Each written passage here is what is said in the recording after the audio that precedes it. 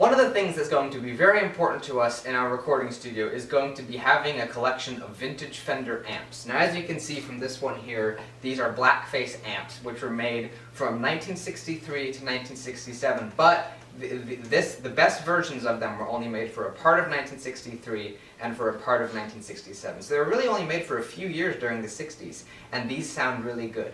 So in today's video I'm going to be talking about the amps themselves and why you want different sizes, and also I'm going to be talking about something that's really cool that's made today for these amps, and lots of other amps as well. So in fact, let's start off with that. The company is called Coveramps, and you might be able to guess it. They make amp covers. This is their card here. You probably can't see it, but they have lots of different versions. You can get different colors. We got the black cases with the yellow like trim and stitching, and they look really cool. They also have like brown leather. It's not really leather. It's like a rubbery material, but it's really high quality and it's very nice. It looks really great. You know, they have brown with like blue stitching and all kinds of cool patterns. They also have ones that have padding in the front. These ones do not, but they have ones that have like pillowy padding to help protect your screen here.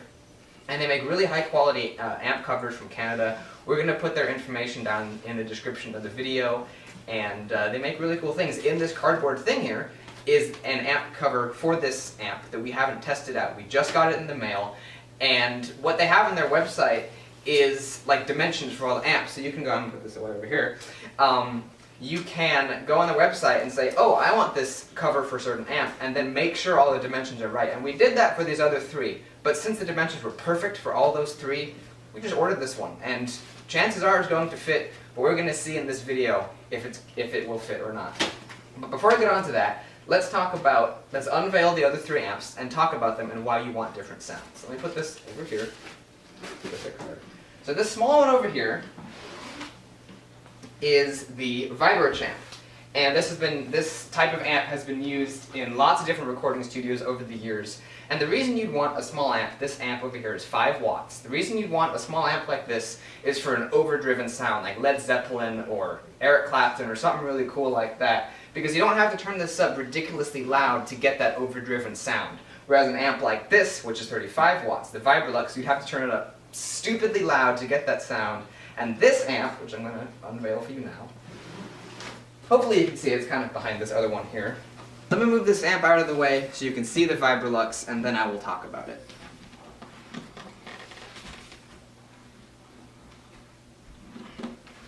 Alright, this is the Vibrolux. As you can see, it's the biggest amp that we have. It is 35 watts, and it is honestly really awesome. It has a really warm, clean sound, and you might use that for like rhythm guitar or just, you know, filling in for stuff. And it has a really cool sound, and it's very warm, very clean. It's not very overdriven. You'd have to turn it up crazy loud to get it to be overdriven. You might use this in like a venue at some kind of a concert or something. But in the studio, you just only have it. I have the volume set to 4, and you just put it there and play some calm, relaxing guitar music, and it sounds really awesome. Let's move on to the next amp.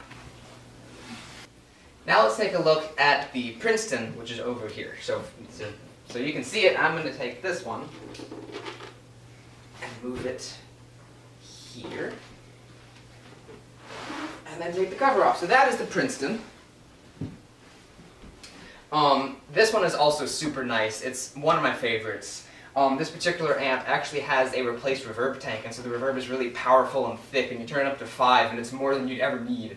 And so you might use that for some kind of an effect or something like that in a song. It sounds really cool. And you know, a guitarist might come into the studio and they have a choice. They have a lot of different amps to choose from. They all have unique sounds. They're all really awesome, and so they'd have some of the best amps in the world to use in their recordings. So now, let's put the covers back on and test out that new cover. So we have the cute mini cover here. If I can put it on right. Then let's see, this should be for over here. This is the Vibrolux.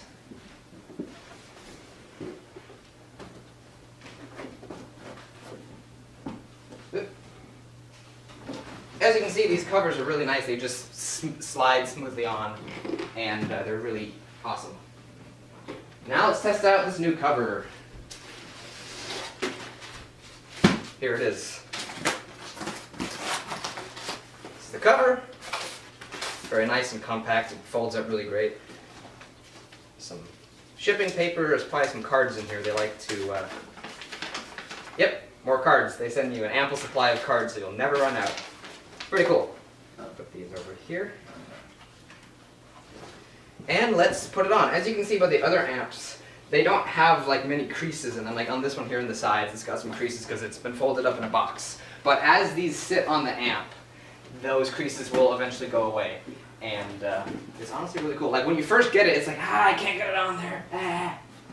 It's trying to fold back up. So here, let me block your view here. And not actually get it on. There we go. Looks like it's the right size, and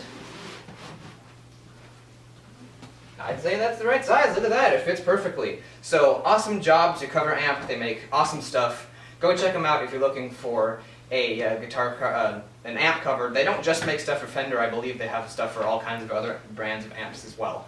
So go check out Coveramp. I hope you enjoyed this video. If you did, make sure to give a like and think about subscribing if you want to as well. I'll see you in the next video.